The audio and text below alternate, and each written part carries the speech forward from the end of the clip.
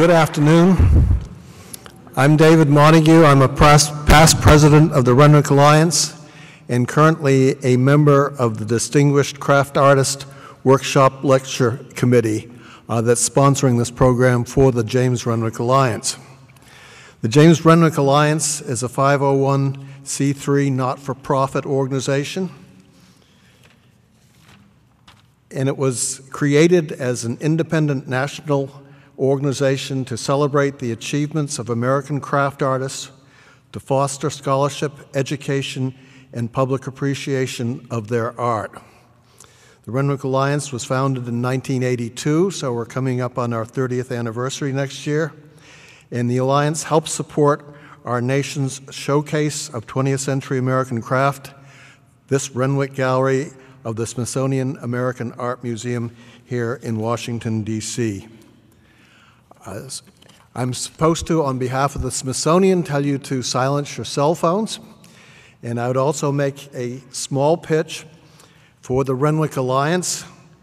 Becoming a member of the Renwick Alliance is really a wonderful way of learning more about the contemporary craft art scene, and it really does help you enhance your appreciation of the wonderful work that's being done by contemporary craft artists.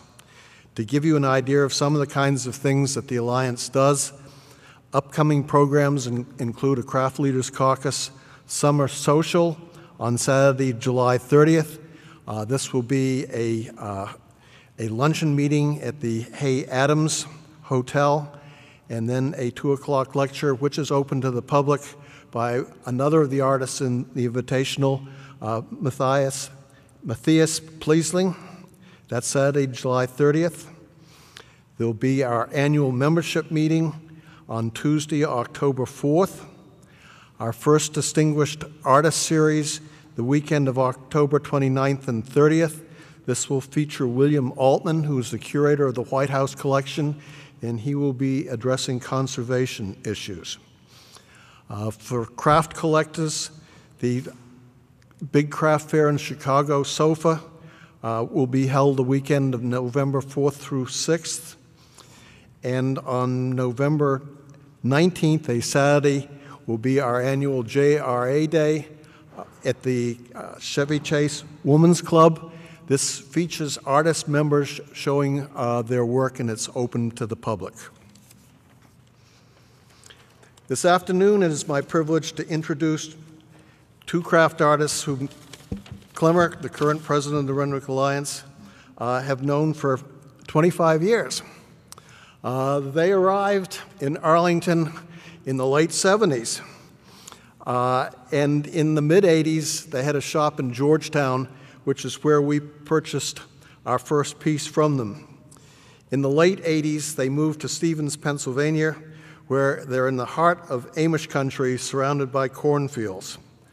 And Cliff is somewhat unique among major craft artists, ceramic artists, in that he very rarely allows a dealer to show his work. He basically and Holly sell their work at craft shows and at their studio.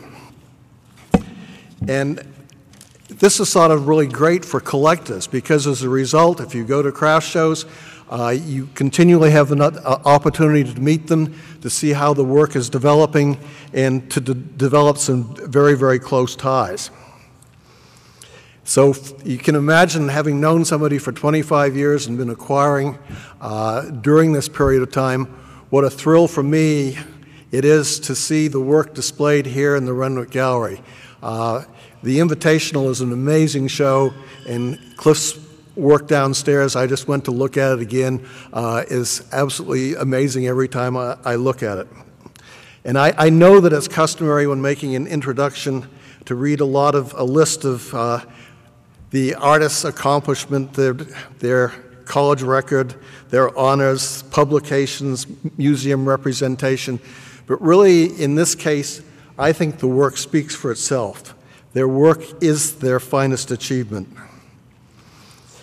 Cliff and Holly are, in my opinion, true professionals.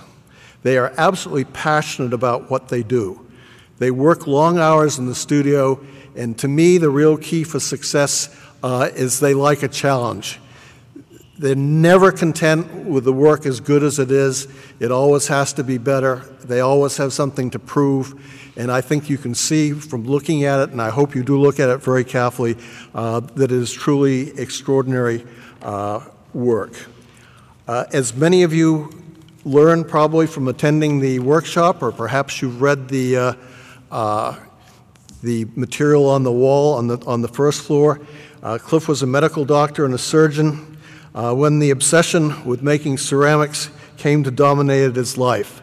Holly was in graduate school as a painting and drawing major. She too went to James Madison University, where Cliff discovered ceramics, and she discovered the jewelry workshop. And she became obsessed with making jewelry. So I will let them take it from here. Congratulations on the show, and welcome to the Renwick Gallery. And happy Father's Day. Cliff and Holly are the proud parents of 2 grown sons. Thanks.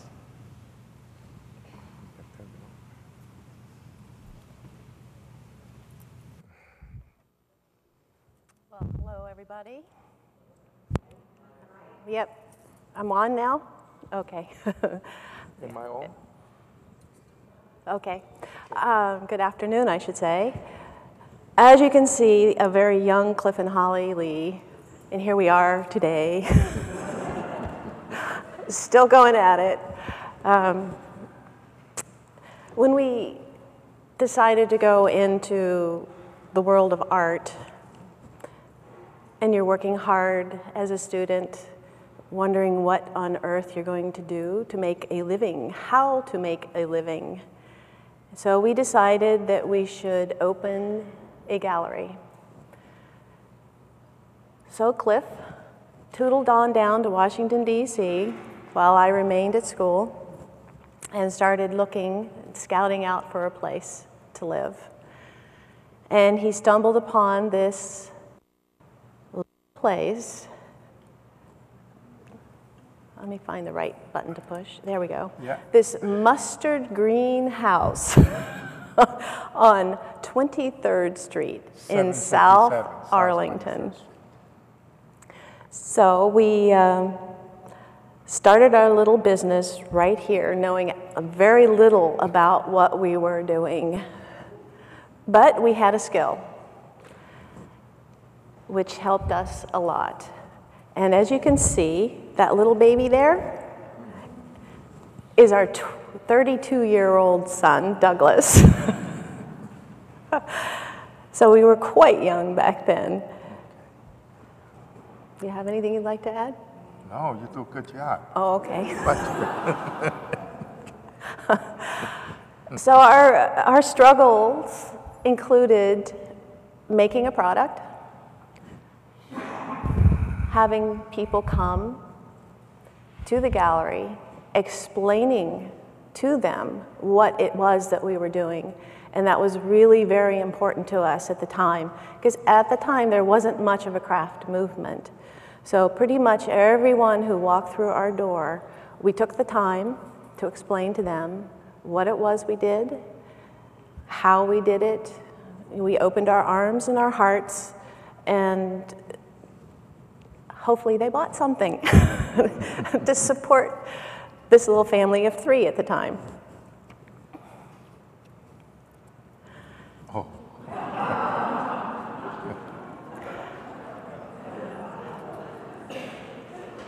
So our studios at the time were down in the basement of this mustard greenhouse. And there were very small little windows, I think 2 of them maybe. So it was very dark. I stood up and I touched the ceiling, and the pipes ran through, so you had to duck as you walked through. And this is our older son, Douglas, watching his dad working. Good memories. Wonderful memories.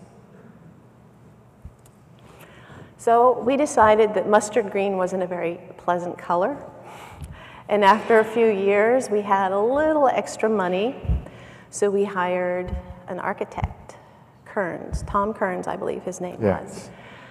And he designed, we asked, first of all, be kind, we're not wealthy, simple and cheap is good.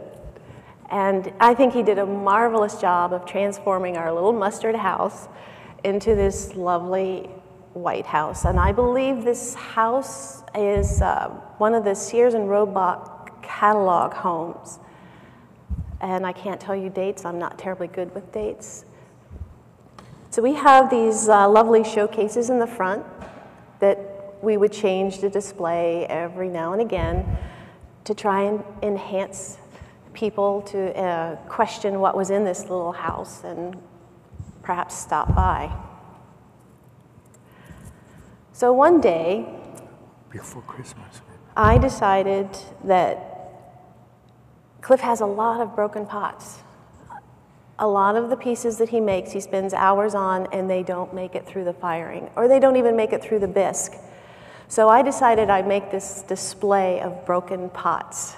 And it was by far the most successful display I ever had because I had more people stop by and wonder, what happened? Did somebody break in and break your pots? So it also gave me the opportunity to explain that he works really hard, but not always what he does is successful. And I think Cliff would like to tell you a little story about a firing that didn't make it. It's sort of very embarrassing. Every year during Christmas, we have an open house. And one year, I had very bad firings, and nothing turned out. But previous month, we promised to Douglas, our older son, I said, when we have very good open house, I'll buy the toy you want. But we did not have an open house because nothing to sell. So we were not able to buy him the toy he wants, until today, still hurt me a lot. Douglas said, Dad, doesn't matter. Just take me to Toys R Us. Let me look at the box. Let me touch the box. Hurts. Then I said, I better make it. I better educate my son. That's it. I worked very hard.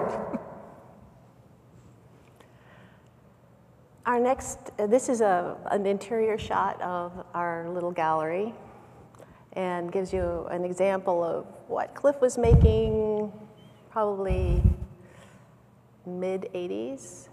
Yeah, I think so. Mm-hmm. Yeah. That's corner of the gallery. Yes, and that painting is actually something that I did in high school. In Taiwan? So our next venture was adding on to our little house. So we brought Cliff up out of the basement, and he now has a studio with windows and light and room to start to breathe. That's a good way, to breathe. It's very interesting how space affects artists. If you feel enclosed, it's hard to really open up. And it's very interesting when you all of a sudden have space, you make another leap. It's a good thing to find for artists a space that allows them to have that visual, the feeling of space, the feeling that I can spread things out, I can expand, I can work bigger, whatever. I had to add something. Along the way, it seems always lucky star now shining upon us. I did not know we need a permit to build this addition in our parking lot. And then one day, the zoning department come in. They say, hey, this is illegal. Do you have permit? You cannot build these buildings. So we had to go to Arlington County in the office, talk to the zoning people. We are very lucky. The head of the zoning department say to those detectors or inspectors, say, leave them alone, don't bother them.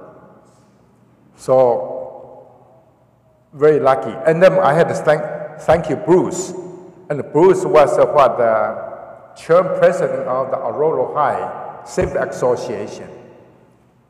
He went to county, Arlington County, to talk to them, named me to have big sign on my chimneys. Then we can advertise to let people know what we are doing. Thank you, Bruce.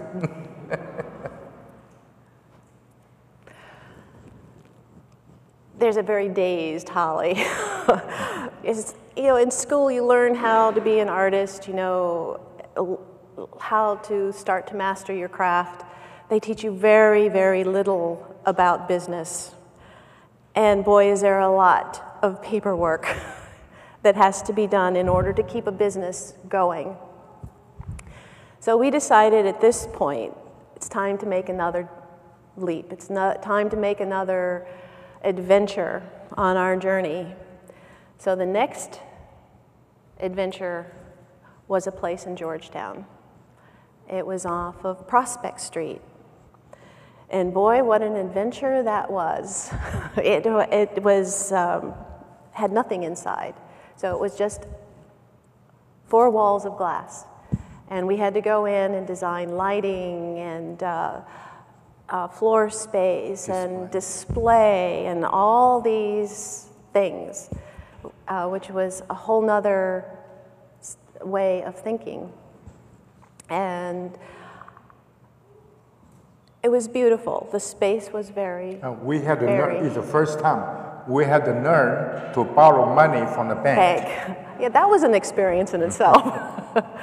Artists borrowing money, not always easy. This was an interior shot of the space. So it was quite lovely. And at the time, Georgetown was in transition. It was a time when all the trendy stores started moving in, like Urban Outfitters and Banana Republic. And so the people coming into Georgetown were not so much looking for the unique and unusual.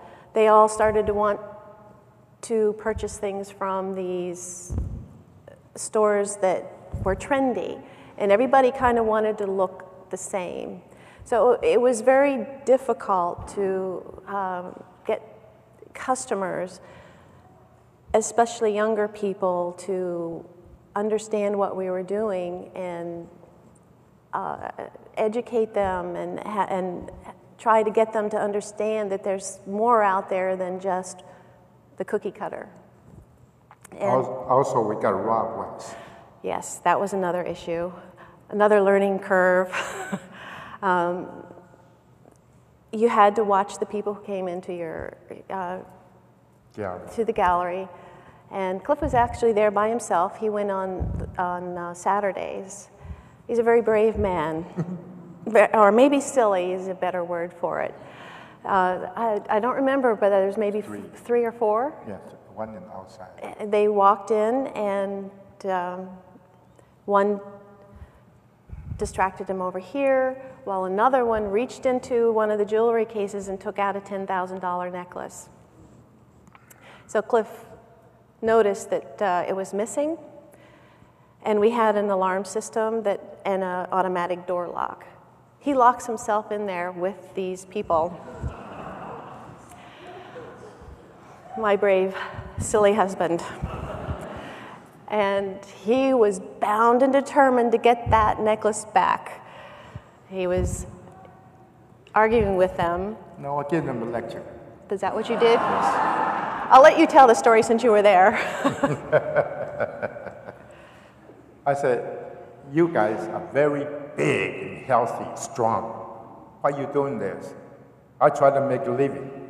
I'm a craft artist. No, you shouldn't do this to me. This is not fair. You shall, go out, find a job. Oh, we did not do it. We did not do it. So I said, no. I wouldn't let you get out unless you give back what you took. They argued with me. I said, no, I'm not going to let you get out. We all stay here. And finally, they put it back. And then I let them get out, and then I say, don't ever come back again. I say, that's not a good thing for you to do. If you are my son, I'm going to spank you. I was very naive.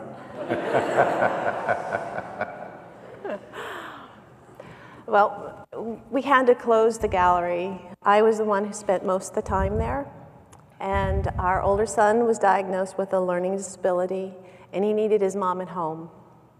And so I had a decision to make.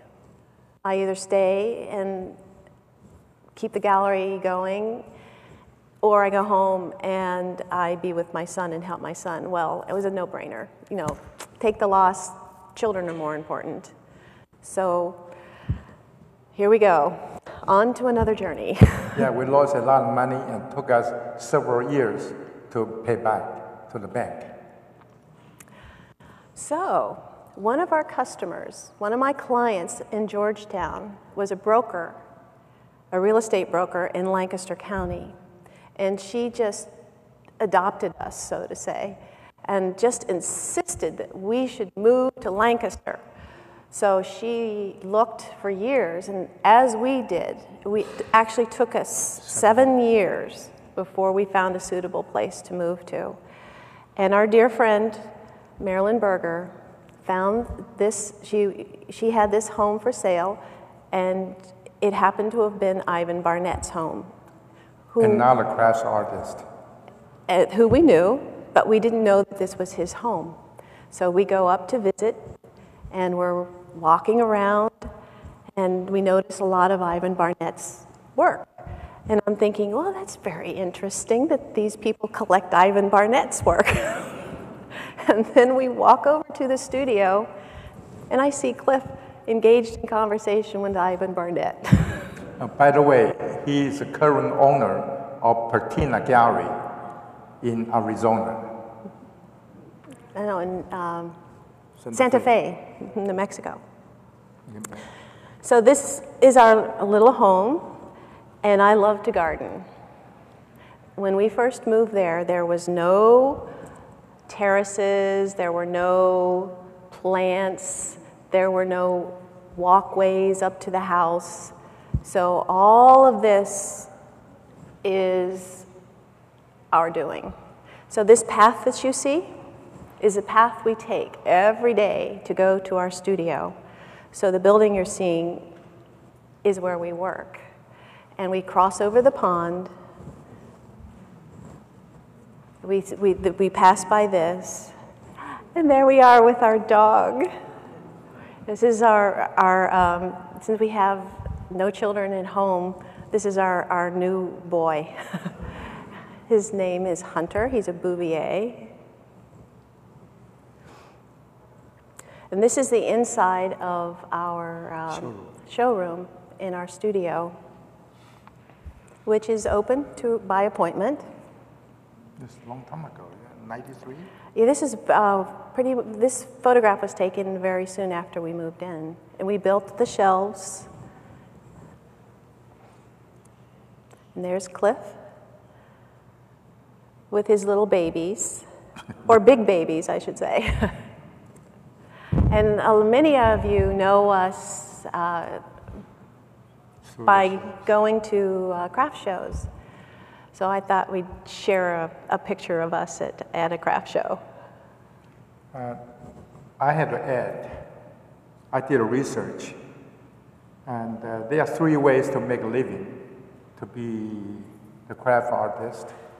One is by teaching, another one is have gallery representation, and third is go to craft show. And then I decided I choose last one, do craft shows. And in the early days, I had some gallery represent me, but I had very bad experience. So I decided I'd rather go to craft show, and then I'd like to know who has my babies. Then we can build a good relationship.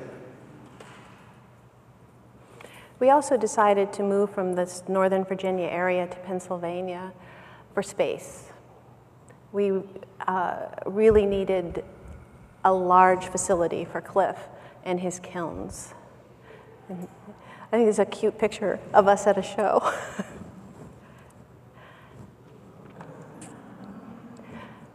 So Cliff was honored to be part of the permanent White House collection. And this is a photograph of us with Bill and Hillary. We have a good time. Yes, it was great fun. So I'll let you take over from here. Okay. I was in my studio, throwing parts. I don't mind to work 24 hours a day because working on pottery is almost like a meditation. I forget everything. I forget terrible traffic jams and anything. Just I forgot. Here is in my studio, in my kiln room. I apply glazes on my work by spraying. Sometimes take hours to build up the thickness I desire. Look this one, the peach vase, just finished glazing. Look at powdery, how thick I built it up, the thickness. This I'm loading my kilns. After I glaze all those parts, I have to be very careful, touch them very gently in order not to smear the parts. If I smear them, the glaze will come off, end up going to have a bare spots. That's something I don't like. This final product, that's a piece of the peach vase I just put in the kiln.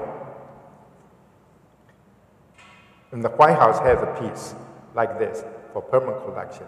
Now it's in the Arkansas, Clinton's library.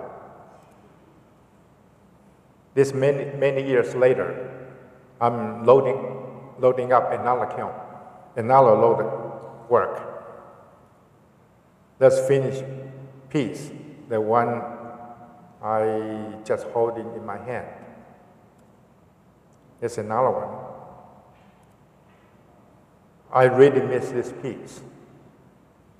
I never got opportunity to hold it more than 2 days because one of the collectors happened, walk in. I just unload the kiln. He decided I want it, regardless. Look at the dragons. I worry so much, I lose sleep because they only got 4 points attached to the kiln. And the dragon is very little, it's very large, about 27 inches, about 27 inches. So I was very lucky. They turned out perfect. Okay. I put rubies into these dragons' eyes, and this is a piece that's about this big, inches, yeah. and those dragons have a lot of very fragile little beards, and they have these pointy whiskers, and I have to take a drill the eyes out, and place these rubies in there. In the rubies. And it was sold. Oh my gosh, let me tell you, you're just like sweating, and you can't be nervous, you can't shake. So that was, normally putting the eyes into the dragons is not quite so intense, but because of its size, because there's 2 of them on there, and the fact that my workbench is only so big, and this thing is so big, it was, I'm glad it all turned out. I did a whole series of the bowls. I call them wings, like feathers.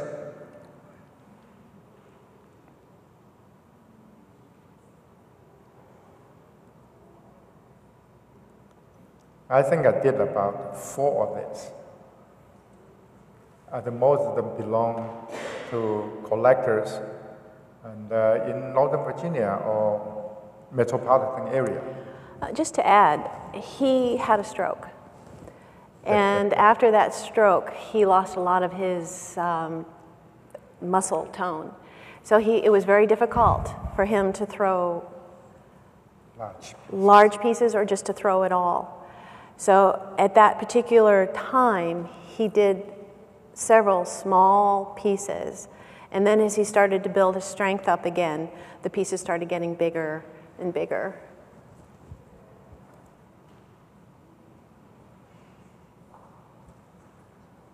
This oxblood,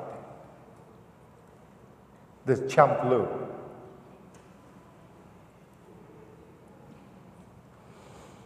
I got inspired by where I live. I have a big koi pond. Then in the summertime now, the lotus blossom and then water lilies coming out. So I got inspired. Every day I walk from the house to studio, I look at them. So I decided to make a pedestal, like a lily pond, and the flower just coming out. So they really enhance the vase. But it's very difficult. This one piece, you throw on potter's wheel. Everything I do it on the wheels. There's another piece. Oh, that's one of the cooperation me and Holly did, the tea set. The peach tea set, I always remember because the lid is hand-built. The hand-built is not my expertise. And then I had to make several of them in order one to fit. And then this lid fits so well, only certain ways will come off. And then you just tilt all the way upside down, won't come off, unless you know how to do it. And then I'm so proud of Holly. Holly make the handle just so whimsical, so graceful, so beautiful. From that point on, I said, we shall do more project together. I have several pieces sitting on my workbench. They're jars, and I'm going to make finials for the tops.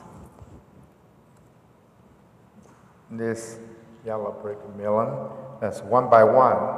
I apply the prickly on top. Sometimes I just try many times, just put one on. Maybe in the later days, I will show people how to do it, but not now. Because I suffer too much. This is lava glaze. I have been doing this glaze for almost 30 years. The reason I don't show too many of them, don't sell too many of them, because Holly loved them. She kept almost every one of them, all of them.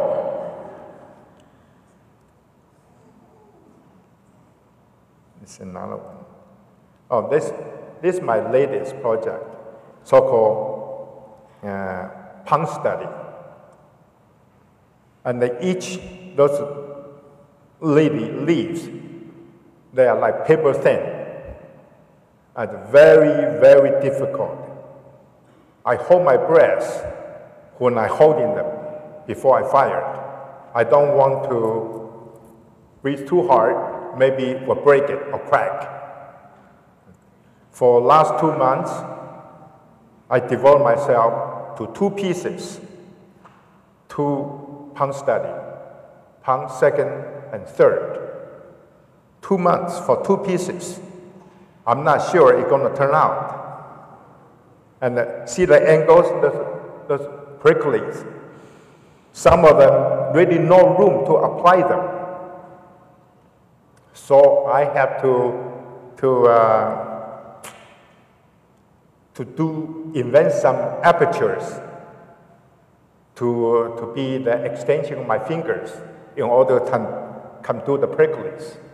And then when I do firing, I have to pray very hard, just hope this leaf won't fall off. I'll let Hardy take it over from here. If you have questions, just feel free to ask. Yes.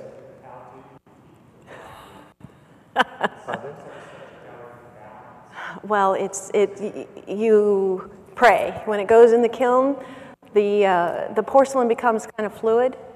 So these long, stems? Long stem. They bend and move in the kiln, so you have no idea. You do, literally, just please. Yeah, I fire my work in a gas kiln, fire very, very high temperatures, and then literally become liquefied. And then just like glass. And if, depends on the weather outside, when the weather got very windy, they will take a lot of heat out of my chimneys. Now, and so automatically they alter my work in the kiln, then follow the airflows. So no control. Yes. Mm-hmm. Any more? Yes? Could you repeat the question? Pardon? Repeat the question so that Okay. Oh. If you do have a question, just make sure I bring the mic to you because we are recording the lecture today, so we want to capture everything. Do you spray all your glazes? Spray all your Yeah, glazes. I spray all my glazes. The reason I spray my glazes is I like the evenness. Right. I don't like drip. I don't like overlaid. Because if overlaid, they destruct the visual, and the break up the line, the gracefulness. My definition of visual art is you have to see. Right. The form is its gracefulness. So you can see my vase, my vessels, almost flow in the air. The balance is very important. The line is very important. So I don't want to have overlay the line, break up, the different pattern, break up the lines. Thank you. So when you do the firing, do you, though, control the time it takes to get to the maximum cone and the cooling process? Might it differ for a piece like this versus one of your thin-necked vases, for example? Oh, I fire them. I'm very carefully. I don't push. I take my time to let the kiln reach to the temperatures. And of the temperatures, I have cleaning process. I don't like have a smoke. Carbon dioxide, monoxide, trioxide in the kiln, because they're going to make color change. So I'm very carefully. And when I shut down the kiln, I lock my kiln room. I won't walk in my kiln room at least for 1 week. In the early days, I was so anxious. I could not wait to see the result. And a lot of work just shattered because my work is so thin. Just like glass, so thin. So I don't want to do that. I learn from it. So I always go somewhere, do something else. One follow-up to that, though. When you fire a piece like this, Yes. are you firing it with other work, or is it being Yes. filed? I fire everything together. Are they all going to be the same glaze? No, different Because of the glazing, potential- but same temperature. Yeah, okay. Same temperature. But you had to know your kiln. Then you had to know the material you work with it. That take many, many years. And that doesn't mean all the glaze will go together. Yes, Bruce. Hey, Cliff, you used to do a kind of glaze a long time ago where I think you put crystals into the glaze, and they would explode kind of and form flowers on the outside. Some would be bigger, some would be smaller. Do you do that kind of glaze anymore? Have you done any experimentation with, because you've done lava, you've done celadon, you've done red, you've done imperial yellow. Are you doing anything new in the glaze area nowadays? Crystalline glaze is very early days, in 70s, only Hansen and a few people doing it in the West Coast. And I did that purely just drop the temperature, sodium silicate. Now your nuclear, they form in the crystalline. By reach the temperature maturing, they suddenly drop like 300, 350 degrees. You hold in there for a period of time. So the crystalline nuclear developed. And no challenge to me anymore. So I'm getting tired of it. And also, monochrome, always my love. Monochrome always give me challenges. Like this firing maybe didn't turn out, and the next firing, I'm not sure. So make life more meaningful. If there's no challenge, why you keep doing it? And if there's a challenge, I can learn from the mistake, and then I can grow. It looks like your challenges now aren't in the glazes. The challenges are in the delicacy of the form. The forms, the work, yes.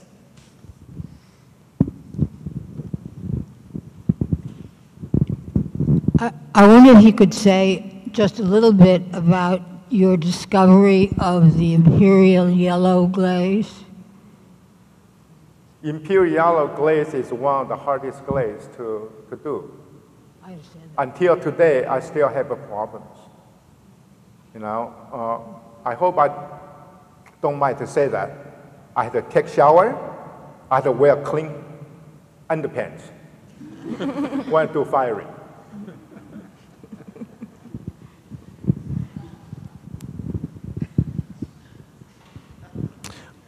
Which is your favorite traditional Chinese style of ceramics? Like, obviously your style and the glazes and the form are influenced, right, by traditional themes and styles in Chinese ceramics? Do you have any particular favorite, like, celadon glaze or Junware or something like that? Ziqi. See, in the early days, I studied Chinese forms, and you can see from my work, influenced, rooted by Chinese ceramics. But later on, I discovered I can go one step beyond. I like the gracefulness. I like small feet. I don't like the big feet. Now, like big feet, like all Chinese part, the bottom so big, suddenly just drop, just cut it off. But you still can extend it, make it more graceful. And also, Chinese, they are functional oriented. Everything they do, there's a purpose. They can put flour in there, or they can serve in food. But I want to do something harder and different. So I make teardrop shape, almost close-up forms. And also that's very difficult, more time-consuming. And also the opening so small. In the firing, a lot of time they explode because the molecule under the intensive heat, then they speed it up so fast. So almost like a vacuum in the vessels. So it's a challenge to me. So my career is full of challenge, really does. Like, because I love to do firing, few years back, I got 2nd and 3rd degree burned. My kiln exploded. And I was laying in hospital for Long time, huh? Yeah. And then my face, I don't have hair, no eyebrows. My face look like blueberry pancakes. It's challenging. Does that answer your question? Yes. Can I have one follow-up, though? Have you traveled to, do you travel at all to mainland China or Taiwan to show your work or to talk, like, Jingdezhen, the famous kiln site? Have you been there, or does that history interest you, just from a sort of historical perspective? If they invite me, I go. Okay, good.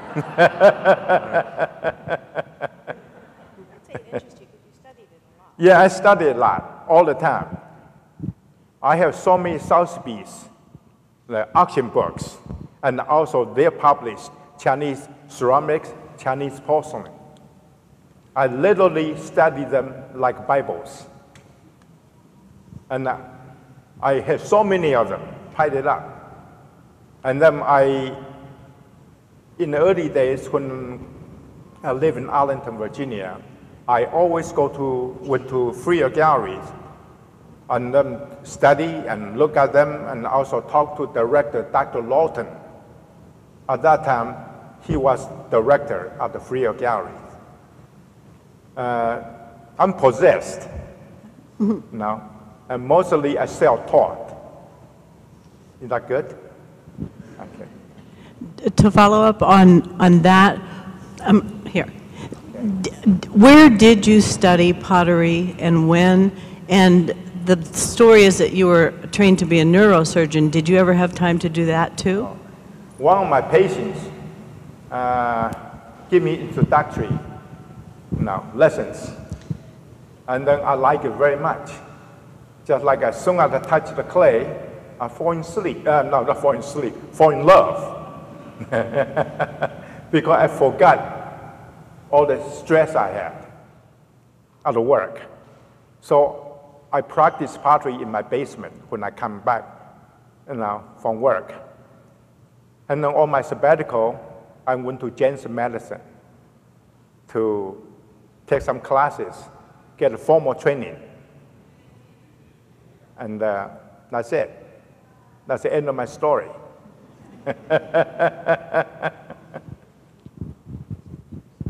Just curious if either of your sons are artists. I'm getting old. My both boys are very artistic. I learn a lot from my children because I'm Chinese. In my blood, I'm lacking creativity, imagination. When my children young, I watch them play. Oh man, their imagination just amazed me. So I watch them, I try to analyze it. How did they do that? What makes them think and do things like that? I learned. My both boys are very creative. They used to make Christmas ornaments during Christmas time, then sell them for $2 each. And it's very interesting, my older son, when he was in college or high school, whenever he always come home to help me in my studio. He did a lot of work for me. And my younger one loved to go to his mother's studio to make jewelry. And sometimes the design coming out just wonderful. I guarantee if he use his design and his creation to apply for shows, he will get in.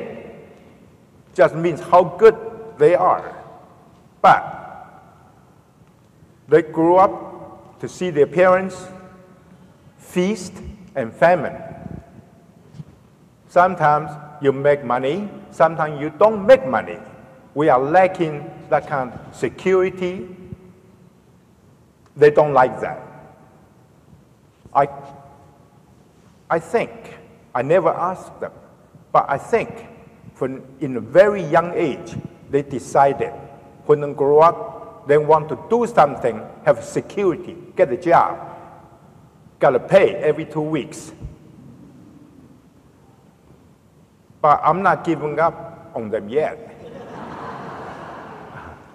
maybe someday they have enlightenment. They will come back to roost. I don't know. Now, but both of them now, they have very, very good job. My older son is IT manager. He in charge of all the branches and the headquarters, all the computer stuff. I don't know. And then my younger one now is on the way to Boston for a week to do something, I don't know, to see some manufacturing. He's working for Johnson & Johnson. He's a biomedical engineer. So I'm very proud of my children. Also, I'm very grateful they have a security. Is that good? Okay? Just to add, the image that you're looking at right now was taken by our older son. And he was professional photographer taking models in Long Island, New York for a few years after he graduated from college, because that's his passion. Until 3 years ago, economy not that good, and he said, I need to make a living, and so he got a good job, had good health care. I wanted to ask a question of the other member of the Lee family, Holly, a jewelry question. Okay, that's the next. When is? Oh, okay. Good. Well, then maybe I'll just go ahead and wait. Then. I'm finished, unless you have more questions. No more? Good. Oh, thank you.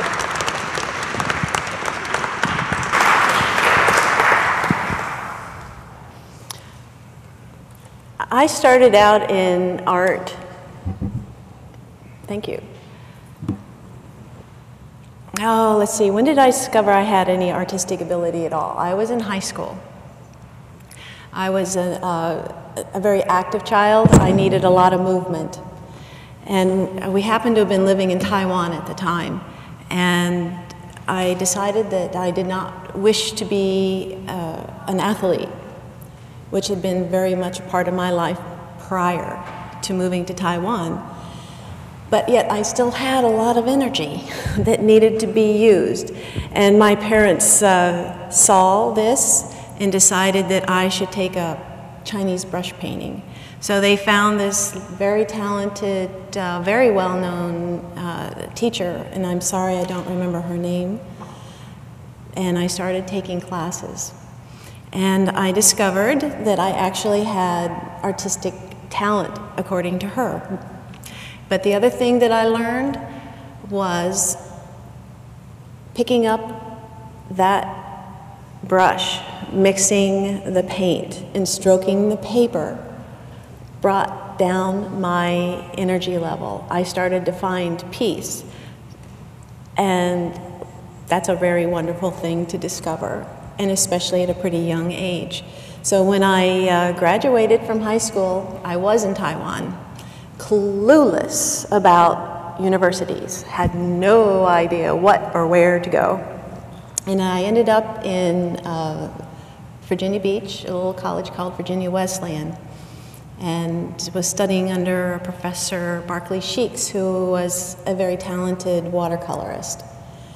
And studied for a couple years and discovered that two-dimensional was just boring for me. It's flat. The world's not flat. Nothing around me was flat. And so I started to experiment with sculpture. And at the time I was playing tennis for the university, and we had a tournament at James Madison University. And I loved the campus, loved the facility. And I went over to the art department to see what they offered. And I opened up this door, and there was a jewelry studio. And during the summer, I worked in a jewelry store, and I thought, jewelry makes money. Jewelry making is a form of art.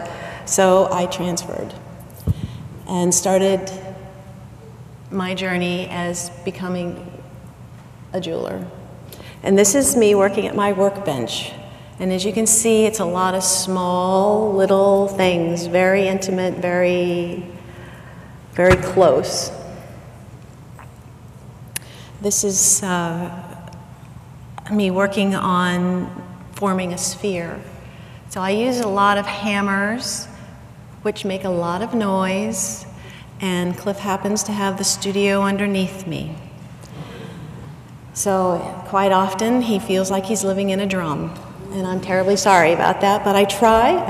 He has several rooms that he works in, so when I'm pounding, I try to pound only when he's in another room. And, this is a series that I did, mid-90s.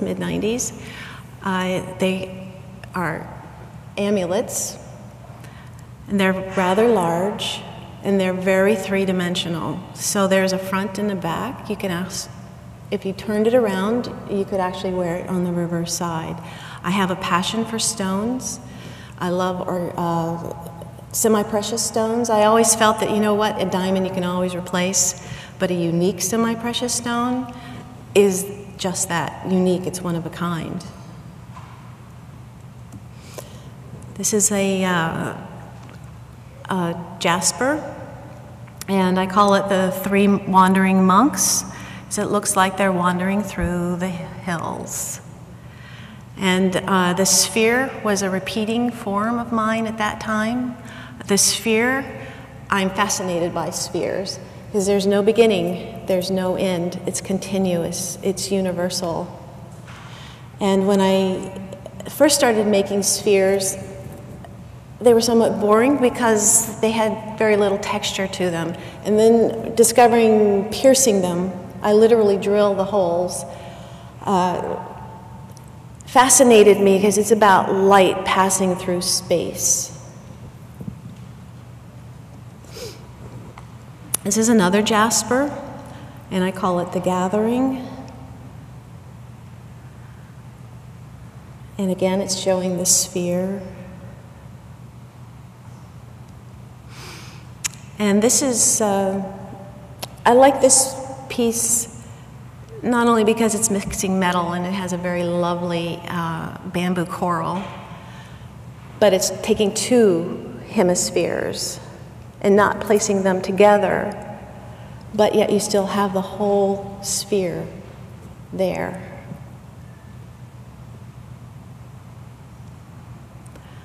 This is a rutilated quartz that's been backed with onyx, and the sphere in this piece spins, so you can play with it as you're bored in your office. I made this one piece that had a very large sphere on the end of it, and on each side was tourmalated quartz, and it spun this way, and it was on a very long chain, and a psychiatrist purchased it. So when she would sit there and listen to her patients, she'd sit there and spin the sphere, and she was always thanking me every time she saw me. This was a series I did, and I went through this whole period of time where there was no stones involved. It was just pure metal, pure love of the metal, learning to push the metal as far as I could. And this is quite literally taking a 5x5 sheet of sterling silver, two of them, making a hemisphere on each, and cutting them out and soldering them together, and then drilling all those holes. This pair of earrings is destructing the sphere. So I started thinking of how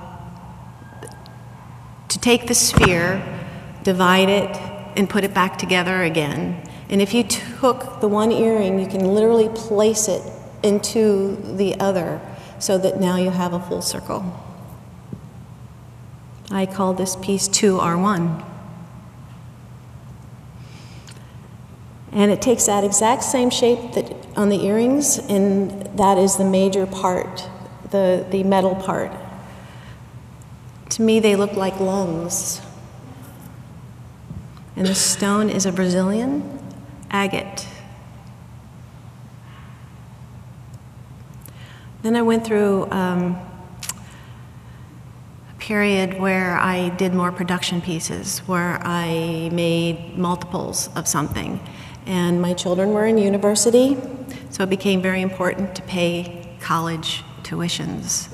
So I tried to produce pieces that were a little more affordable and I could turn them over a little faster.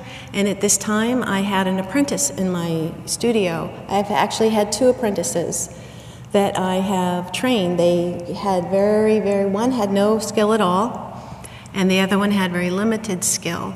And I taught them well enough that they're both now making their own jewelry and making a living at it. I decided that I would like to try making a covered box. And I always loved this stone and the texture of the stone, so I tried to create texture in the metal. So it is a rolling mill technique. This was the only box I've made. And this series is inspired by swallows. It's about flight. It's about movement. I enjoyed immensely my yard because I have an abundance of birds, plants, and I get lots of inspiration from those. I've taken this, I'm wearing this piece. I've taken this shape, this elongated triangle. I call it like a feather. It's like the feather from the swallowtail series. And it's endless in what I can do with it. It's a matter of my imagination because you can manipulate these pieces. I cut each piece out individually. They can be as long, short, wide as I would like for them to be. So this is a ring, and the side of the ring is using that same repeated shape. This is an orb, a sphere. I went back to that. I can't get away from that sphere shape. Just love it. And it's about this big. So each one of those pieces is cut out, formed, and then soldered. And the chain is also handmade. This is a shard from one of Cliff's broken pots. So I have plenty of broken shards that I can play with. This is a shard from a yellow prickly melon. And I've added sphene, so that's a mix of metals. It's gold and silver. And again, it's repeating that swallowtail series. And this is another broken shard. And I love playing with the stones that I have in my inventory and matching them up with the broken shards. The shard was from a beautiful bowl that fell in my studio and broke. And I felt horrible, and I saw this shard, and I thought, oh, that's just a lovely shape, so I put it on my workbench.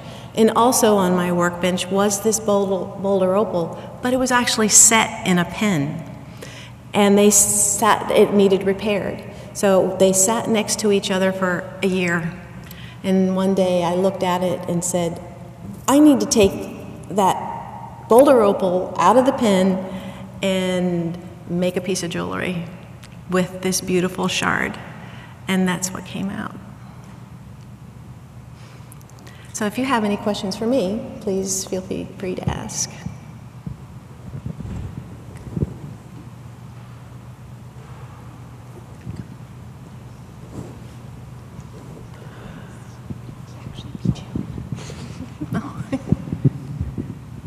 So from the artistic perspective, as opposed to the making money perspective, What was it particularly when you saw the jewelry studio that attracted you? I'm sorry, I didn't hear that last When you part. saw the jewelry studio at James Madison, what was it that attracted you to working in the jewelry? Was it the three-dimensional or the size or? It was several reasons.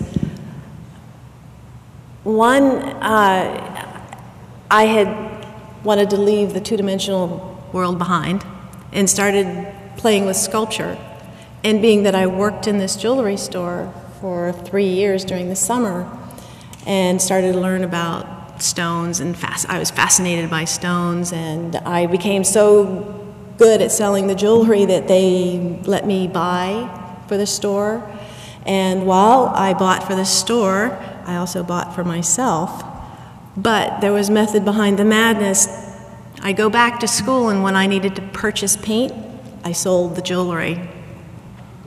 So when I opened up the door to this studio and saw this jewelry studio, it was like, okay, jewelry, money, I can support myself. And that was, so I had both, the potential to support myself and the joy of a three-dimensional object. And I just loved metal. There was something about the metal itself that really attracted me. Even though it's hard and you have to pound it and manipulate it, have to heat it to get it to do anything for you. It's stubborn.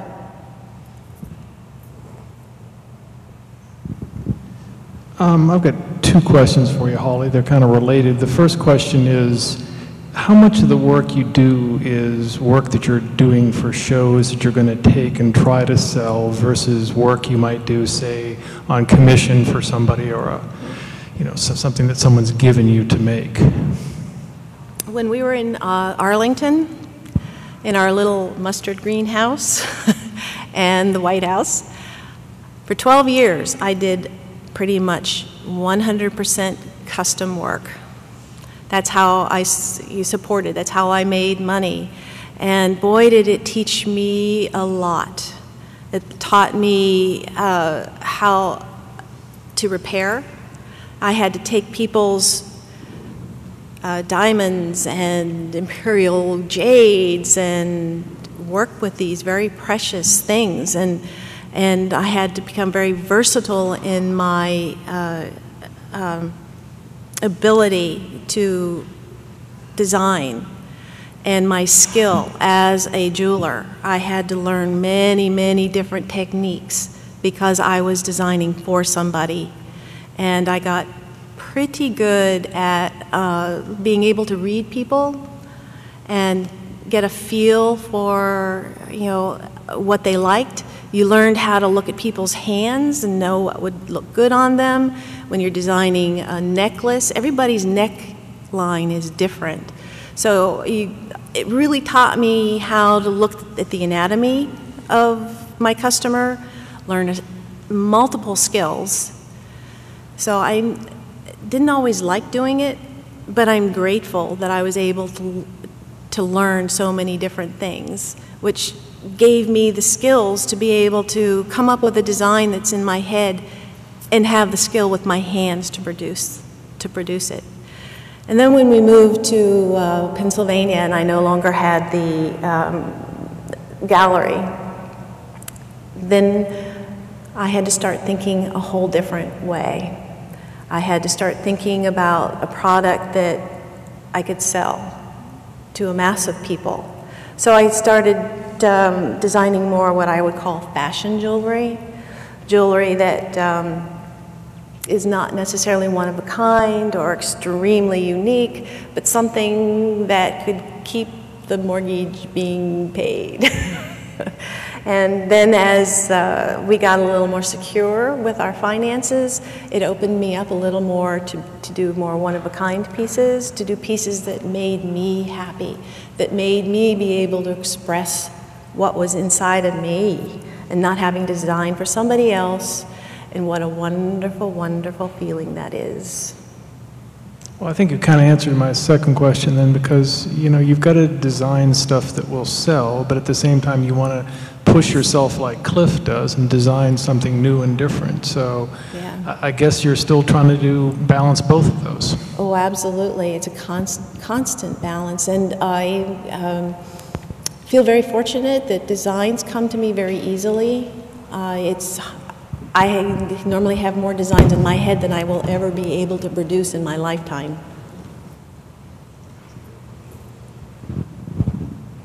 So I'll show you the last picture. It's a farewell from Cliff and Holly.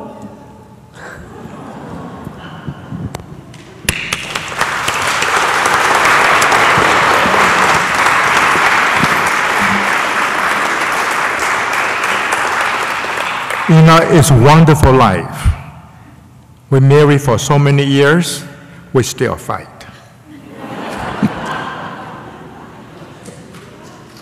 But also I want to say, without Holly, I never get here. She helped me a lot.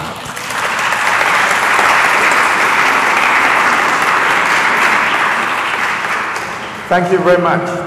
Thank you.